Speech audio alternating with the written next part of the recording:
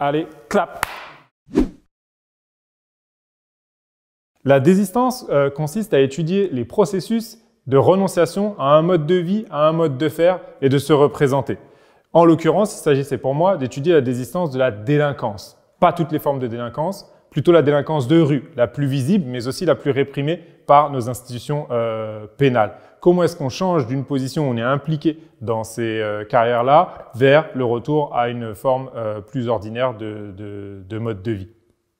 Pour ce faire, j'ai eu l'appui du ministère de la Justice et de la Ville de Paris, qui m'ont ouvert les portes notamment du service pénitentiaire d'insertion et de probation et qui m'a aidé à reprendre contact avec 33 parcours de personnes qui avaient pendant un temps été impliquées dans la délinquance et qui aujourd'hui avaient transformé leur parcours et étaient éloignés de ces pratiques-là.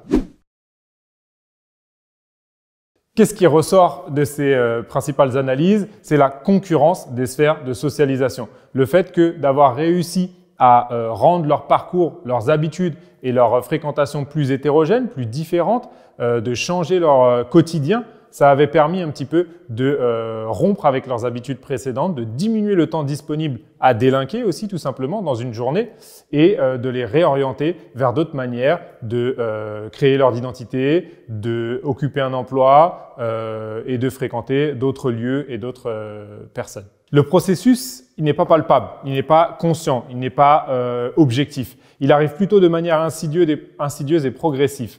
Je parle de paris subsidiaires où je puise dans des auteurs comme Howard Baker qui ont parlé des paris subsidiaires. C'est-à-dire qu'au début, on fait des petits choix, des petits investissements qui paraissent anodins, mais qui, sur le temps long, vont accumuler énormément d'importance et venir peser de tout leur poids pour arriver à réorienter un parcours. Un autre élément aussi qui peut jouer dans ce processus, c'est la rencontre avec une personne ressource. Quelqu'un qui va vraiment vous aider à présumer de la compétence sur votre trajectoire, à vous augmenter votre motivation pour tenir bon, pour changer de cap et pour aller puiser dans d'autres cercles sociaux et d'autres manières de faire un petit peu son parcours.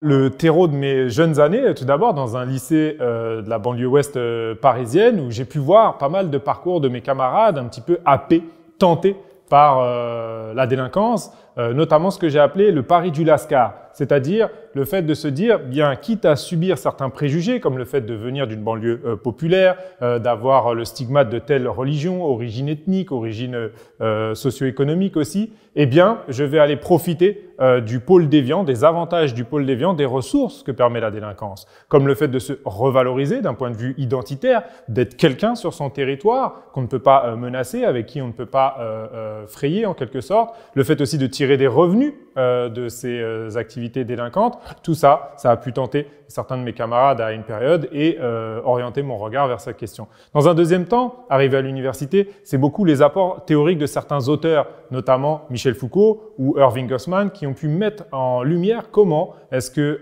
en allant questionner en quelque sorte les marges de la société, comment on régulait la déviance, les marginaux, on en apprenait énormément sur le fonctionnement du cœur de la société, ses valeurs, ses rouages pour arriver à réguler et à imposer ses normes.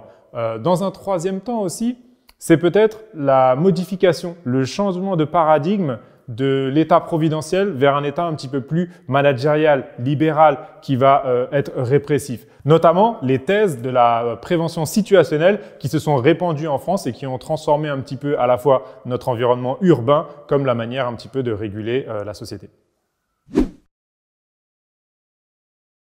Alors ces analyses sur les processus de désistance, ils permettent de voir qu'aujourd'hui, il y a la nécessité de déconstruire une barrière factice, mais non moins performative, importante, qui existe entre un eux et nous. Ceux qui seraient impliqués pour toujours des irréductibles du crime et d'autres qui jamais ne passeraient par cette case-là. C'est pas aussi simple. En réalité, il existe plutôt un continuum avec d'un côté des personnes qui délinquent peu et pour un temps très court et de l'autre des personnes qui effectivement vont pendant un temps beaucoup délinquer et rester plus longtemps dans cette carrière.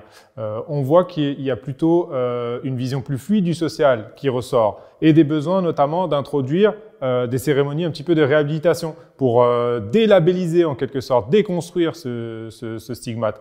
Et du point de vue des missions de l'institution pénale, on voit bien que le volet répressif a pris un petit peu le dessus et que si pour le contrôle et le maintien sous surveillance des personnes placées sous main de justice, il y a assez de moyens et de forces qui sont en place. Pour le côté réinsertion, pour tout le côté réintégration au sein de la société et délabelliser un petit peu ce côté stigmatisé, il y a moins de ressources qui sont disponibles et prégnantes. On pourrait penser à des forces symboliques. Un billet de sortie existait fut un temps après une période de prison. Tous les éléments qui permettraient aussi d'aller puiser dans ce qu'un auteur nommé Granovetter appelle la force des liens faibles, c'est-à-dire le fait d'être exposé à des cercles sociaux hétérogènes, des gens qui vont vous proposer des activités différentes, des territoires aussi différents, sortir de son quartier, sortir de ses habitudes délinquantes. Tous ces éléments peuvent constituer des ressorts pour arriver à réorienter son parcours ailleurs, à les puiser dans la force de ses liens faibles et changer un petit peu de trajectoire, de mode de vie.